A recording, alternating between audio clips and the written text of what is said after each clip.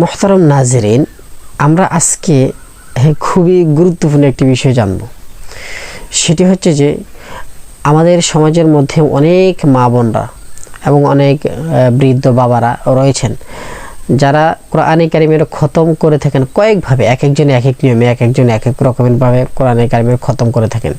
কিন্তু আমাদের প্রচলিত যে খতম, আমরা যারা উম্মে অর্থাৎ কোরআনে কারিম পড়তে পারি না, জানি না, তারা যেটা করি, ওটা কিন্তু আসলে খতম হবে না, ওটা কিন্তু ঠিক নয়।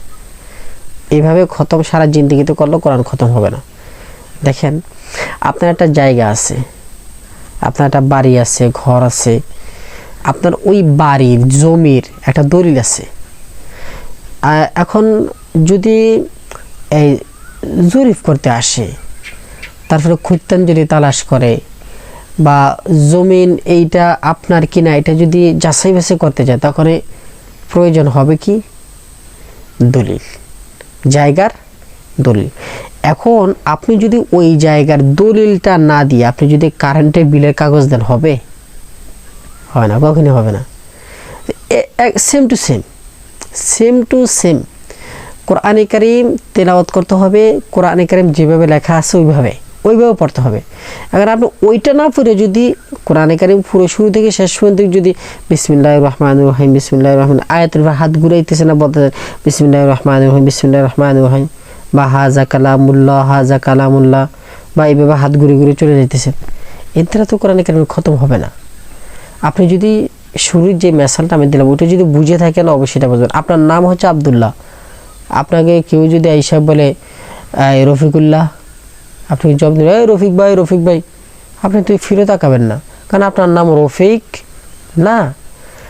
এই যে আমরা চাষাবাদ করি, তারপরে গোসল ইত্যাদির পরে কাপড় শুকাতে দিই, আমাদের বিভিন্ন সময় আসার করার পরে আসার রৌদ্রে দিই। হ্যাঁ, রৌদ্রে দেওয়ার পরে যে তাপটা আসে, রৌদ্রে দেওয়ার পরে আসারের ভিতরে যে পরিবর্তনটা আসে, কাপড় শুকিয়ে যাওয়াটা আসে, ধান ফসল ইত্যাদি শুকিয়ে যাওয়াটা আসে, ওটা কি রাতের পূর্ণিমা চাঁদের দ্বারা হবে? পূর্ণিমা চাঁদের আলোর দ্বারা হবে? হ্যাঁ, অবশ্যই বলবেন না। চাঁদের আলো এবং চন্দ্রের আলো দুটোটার ভিতরে অবশ্যই পার্থক্য আছে। তো যে চাঁদের যেই কাজ চাঁদের সেটা করবে, সূর্যের যেই কাজ সূর্য সেটা করবে। আমি চাঁদের কাজ সূর্য করবে না, সূর্যের কাজ চাঁদে করবে না। আপনার কোরআনে কারিমের লেখা আছে একরকম, আপনি পড়ছেন আরেক রকম। এটা তো আমাদের সমাজের আরও কিছু ভুলভাল মাসালা আছে। যেমন প্রস্রাব করতে গেছে, টয়লেট প্রস্রাবখানে গেছে, যাওয়ার পরে মনে করেন কাপড়ে নাফাকি লেগে গেছে। আমাদের অনেক আম মানুষ বল থাকে নাফাকি লাগছে এক জায়গায়, ওই জায়গা না ধুয়ে নিচে দিয়ে তিনবার করে এখান থেকে ধুয়ে ফেলে। এটা কোথায় ফেলছি আমরা? আপনার ঘা হয়েছে এই জায়গায় ঘা হয়েছে। এখন আপনি এখানে যদি মলম না দিয়ে, ওষুধ না দিয়ে, এখানে পট্টি না দিয়ে, এখানে এই জায়গায় চিকিৎসাটা না করে এখানে করেন, হবে? এ তো পাগলের কাজ। যাই হোক প্রিয় দর্শক, যদি আমাদের সমাজ মধ্যে কেউ যদি কোরআনের আয়াতের হাত ঘুরাইতেছে, বিসমিল্লাহির রহমানির রহিম, বিসমিল্লাহির রহমানির রহিম, বিসমিল্লাহ, এইভাবে খতম হবে না জীবনে। হাজা কালামুল্লাহ, এটা অর্থ হচ্ছে এটা আল্লাহর কথা, এটা আল্লাহর কথা, এটা আল্লাহর কথা, এইভাবে খতম হবে না। এছাড়া বিসমিল্লাহ পড়তে পারে না, হাজা কালামুল্লাহ এটাও বলতে পারে না, তখন তাদের জন্য খতম বলা হচ্ছে কি? এভাবে হাত ঘুরিয়ে যাবে, এভাবে বলে খতম দেয়। আশ্চর্য মানুষ, কি বুঝে কি করে আর এই সমস্ত মাসালাগুলো দেয় কারা, তাও বুঝতে পারতেছি না। তো প্রিয় দর্শক, এভাবে হবে না খতম। তো আমরা করবোটা কি? আসেন আপনি শিখেন, আপনি কোরআনে কারিম পড়ার চেষ্টা করেন, শিখেন। শিখার কোনো বয়স নেই। আপনি প্রথমত জিন্দগির শুরুতে একটি ফরজ তরক করেছেন, তলাবুল ইলমি ফারিদাতুন আলা কুল্লি মুসলিমিন ওয়া মুসলিমাতিন, দ্বীনি ইলম শিক্ষা করা, কোরআনে কারিম পড়াটা শিখা, এটা আপনার প্রত্যেকটা মুসলমানের উপর বাধ্যতামূলক ফরজ। আপনি ওইটা শিখেন নাই, একটা ফরজ লঙ্ঘন করছেন। আবার ফরজ ওইটা পালন করতে গিয়ে এরকম কিছু বানাউট নিয়ম কানুন আপনি নিজে তৈরি করে নিয়েছেন, যেগুলো কোরআন হাদিসের ধারও নেই, শরীয়তের কোনো ধারে কাছেও নেই। তো প্রিয় দর্শক, ওইভাবে খতম করলে খতম হবে না।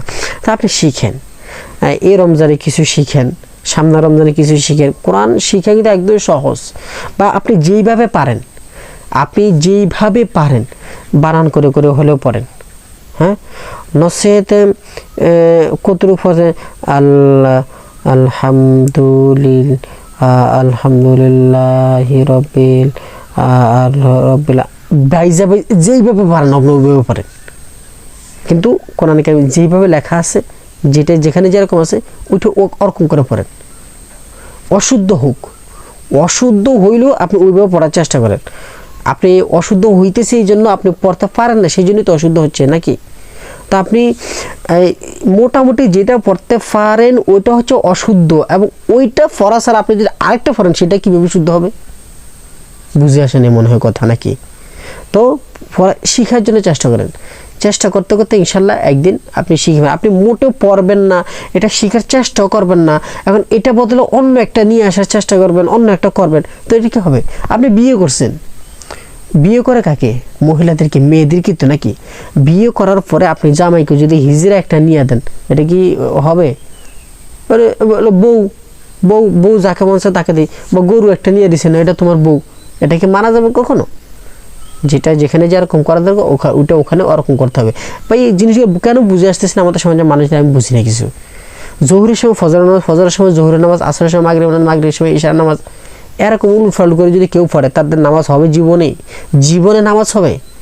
হ্যাঁ, বিয়ে শাদী করার পরে ছেলে সন্তান হবে, বিয়ে শাদী না করে যে আল্লাহ আমাকে সন্তান দাও, আল্লাহ আমাকে সন্তান দাও, হুজুরের জন্য হুজুরের কাছে তাবিজের জন্য যাই, ডাক্তারের কাছে গিয়ে ওষুধ খাই, ভাই আমার সন্তান হচ্ছে না আমাকে ওষুধ দেন, এটা হবে?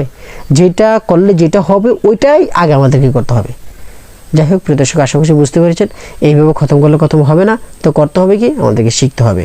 আসসালামু আলাইকুম ওয়া রাহমাতুল্লাহি ওয়া বারাকাতুহু।